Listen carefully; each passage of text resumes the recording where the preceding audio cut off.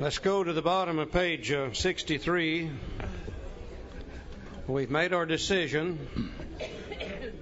We've uttered our prayer. And the book says, next we launched out on a course of vigorous action, the first step of which is a personal house cleaning, which many of us had never attempted. Though our decision, step 3, was a vital and crucial step, it could have little permanent effect unless at once followed by strenuous effort to face and to be rid of the things in ourselves which had been blocking us. Our liquor was but a symptom, so we had to get down to causes and conditions. Now, we always like to stop here for just a moment and look at the time element between step 3 and step 4. We always hear people asking the question, how long should you wait after you do step 3 until you start on step 4? And we hear all kind of answers. Sometimes they'll say, well, 30 days, and maybe 90 days, or maybe 6 months. We heard a professional in the field one time counseling people to wait a minimum of 2 years. And our question back to that person was, how many people have you killed with that statement? You see, we're trying to find a way to live where we not only can be sober, but we can have a little peace of mind, serenity, and happiness. And every day that we put off and procrastinate step 4 is a day that we're still filled with resentments, a day that we're still filled with shame and fear and guilt and remorse, another day that we don't feel good. And we really don't know how many days we could go without our mind beginning to think about taking a drink. And next thing you know, we've convinced ourselves that it's okay to drink, and we end up drunk all over again.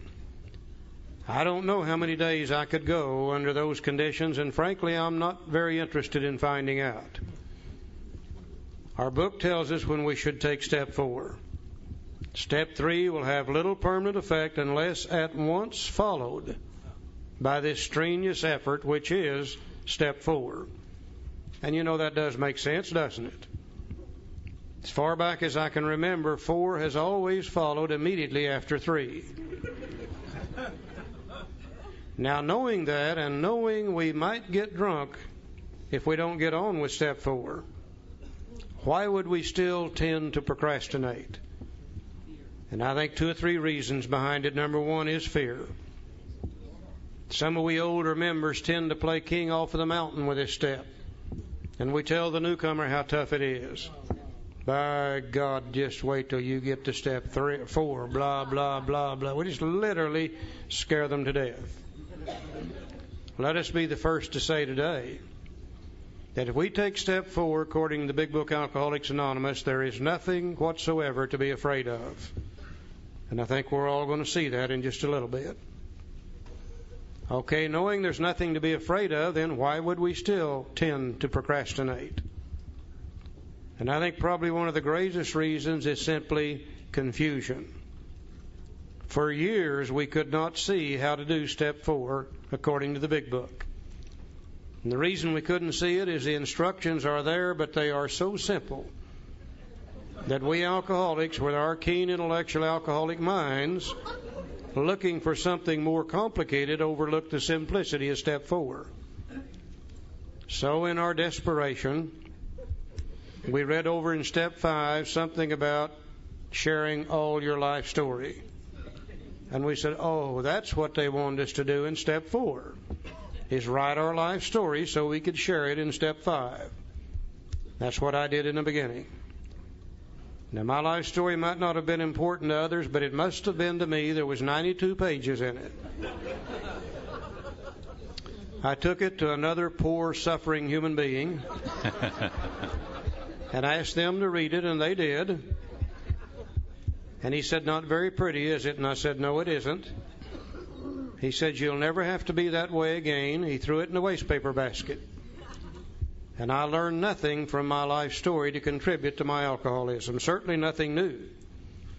because everything I wrote down, I already knew it, so nothing new came out of it. And today I realize that 95% of my life story really doesn't have anything to do with my alcoholism anyhow. The fact that I was born in 1929, I don't think it's got a thing to do with my alcoholism. It may have had something to do with somebody else's alcoholism, but not mine. The fact that I graduated from high school at age 17, went immediately into the service, I don't think it's got a thing to do with my alcoholism.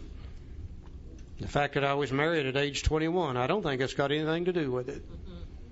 But I tell you what it did do. The 95% that had nothing to do with it very effectively covered up the 5% that did. And I learned nothing from my life story to contribute to my alcoholism.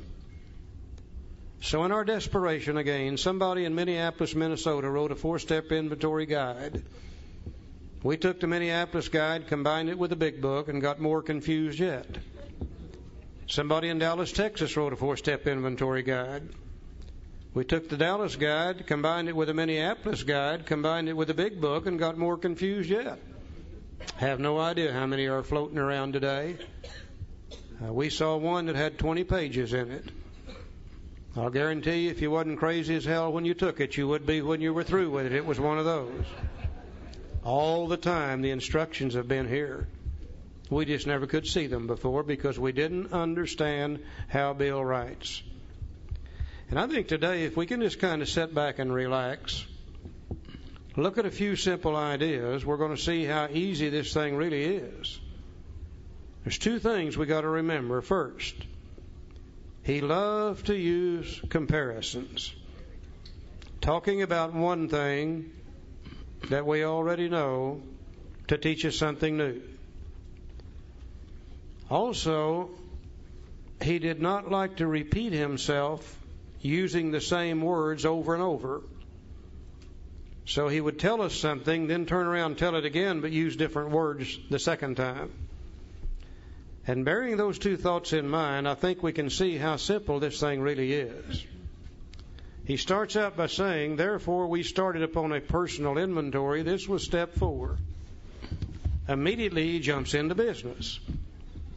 He says a business which takes no regular inventory usually goes broke. And I think his first comparison is this. You know, if you had a business, and I don't care what it is, selling ladies' purses, men's watches, bicycles, or whatever, if you did an inventory once in a while, and by the way, inventory is defined as a written list of items. If you didn't go in there and make a list of the things that are in there, you wouldn't know what's been stolen that you didn't get paid for. If you did an inventory once in a while, you wouldn't know what's been sold and you need to reorder to put new stock in its place. If you did an inventory once in a while, you wouldn't know what's become damaged. Nobody wants to buy it. It's sitting there taking up valuable floor space day after day after day. You're probably paying interest on borrowed money to put it in there in the first place. If you did an inventory once in a while, you wouldn't know what's become out of style. You need to put it on sale so you can get it out of the store to put something new in its place. If you had a business and you did an inventory once in a while, you probably would go broke, and I think we can all see that. Okay, in our personal lives, we have a business too. Greatest business in the world for us. And it's the business of finding a way to live where we can have a little peace of mind, serenity, and happiness so we don't have to go back to drinking. And if we don't inventory in our personal business, chances are we're not going to find what's damaged and unsaleable in our heads that's going to cause us to go broke too. And going broke for us is simply going back to drinking. So whether we're dealing with a personal business or a business, in either case, we would probably go broke without the inventory. Now then, he's going to tell us how to take a business inventory. He says, taking a commercial. Now, dad burn him, he could have said business again, couldn't he? But he'll use the word commercial, which means the same thing. Taking a commercial inventory. Now, Joe up here on the screen, and you also have it in your handout material. We're going to have a little picture up here that's going to be called inventory comparison. I think it's step 5 in your handout sheet. On one side says business, the other one says personal. And we're going to take a few key words out of the big book and put it under business. He said taking a commercial inventory is a fact-finding, and we're putting fact-finding under business. And a fact-facing process, we're putting fact-facing under business. It is an effort to discover the truth, and we're putting truth under business, about the stock in trade, and we're putting stock in trade under business. The stock in trade is what's in there to sell. The ladies' purses, the men's watches, the bicycles, or whatever.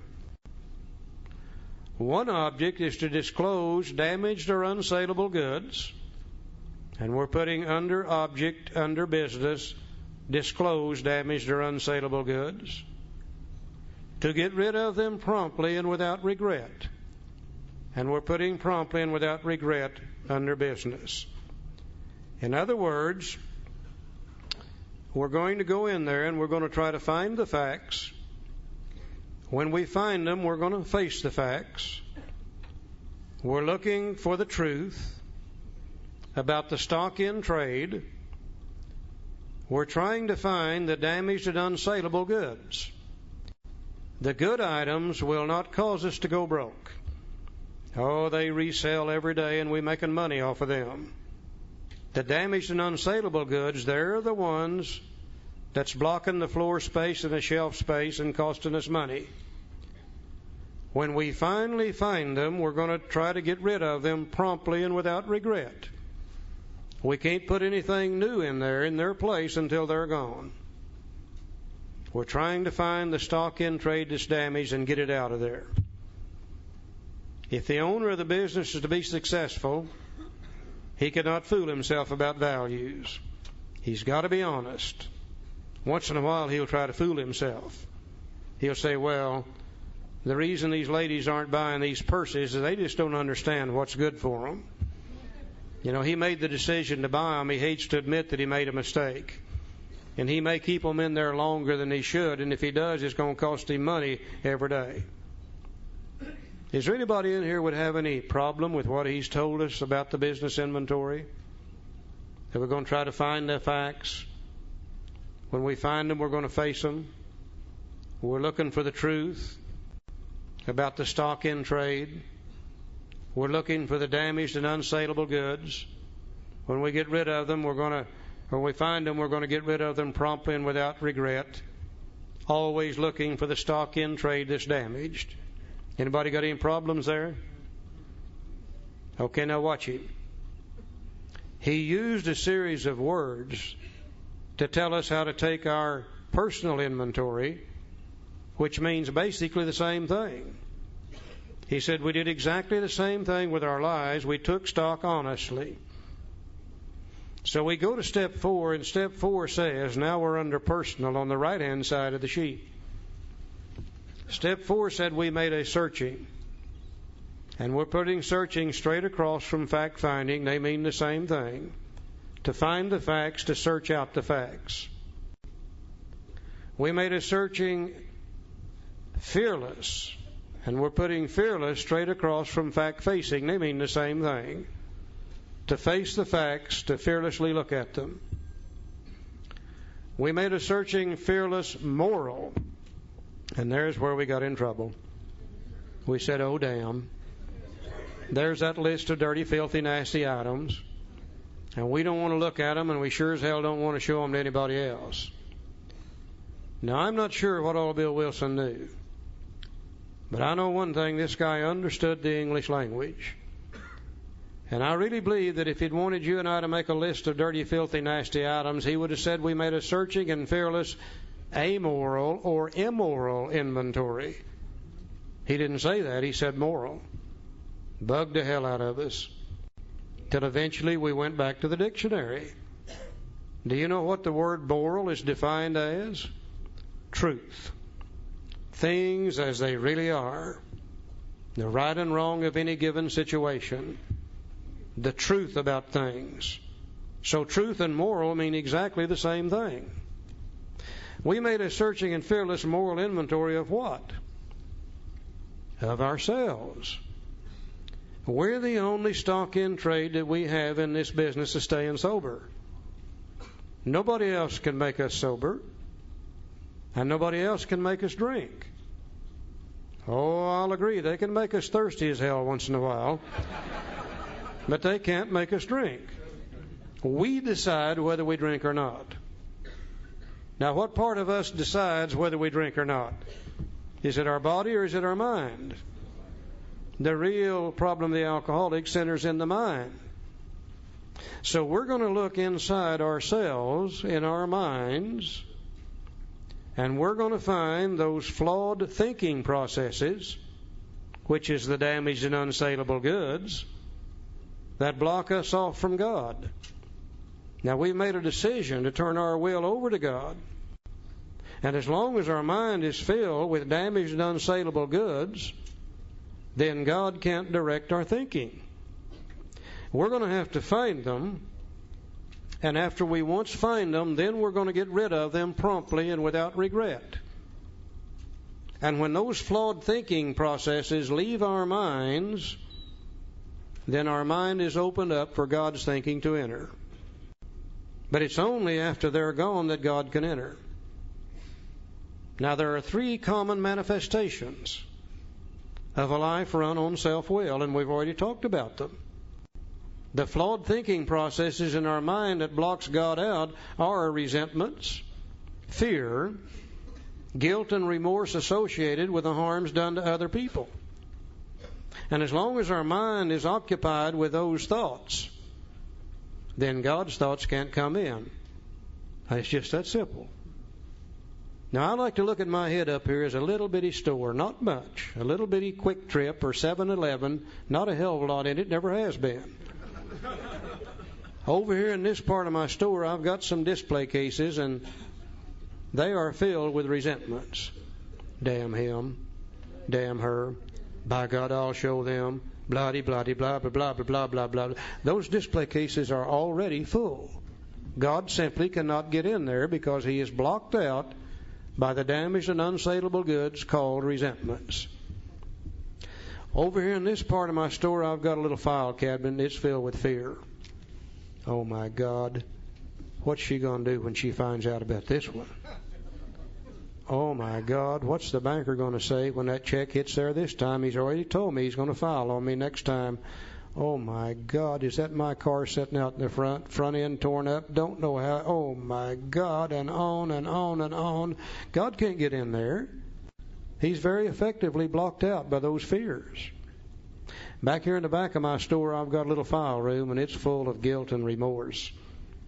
God dwells in each of us. We know the difference between right and wrong. We do these things that hurt other people. We're scared to death what they're going to do when they find out, and the guilt and remorse begins to eat us up. God can't get in that storeroom. He's already blocked out of there. Have an emergency phone call, Charlie. Have an emergency phone call for whom? Pam and Paul Madison. Who? Pam or Paul Madison. Pam or Paul Madison. Pam or Paul Madison. Okay. I hope everything's all right. Yeah. Now, if I want God to direct my thinking, then I'm going to have to do something about the removal of these resentments and these fears and this guilt and remorse. And if I can remove them, then God's thinking can enter into my mind and direct those portions of my mind where He was effectively blocked out. Now, my book is getting ready to show me just exactly how to look at these things truthfully. It's getting ready to show me how to remove them. Then the greatest thing it's going to show me is how to keep them from coming back in the future. And if I'll do my part, then God can direct my thinking. But until I've done my part, God can't. It's just that simple. He says we did exactly the same thing with our lives. We took stock honestly, truthfully, morally. First, we searched out the flaws in our makeup which caused our failure. Being convinced that self manifested in various ways and what had defeated us, we considered its common manifestations. Resentment is the number one offender.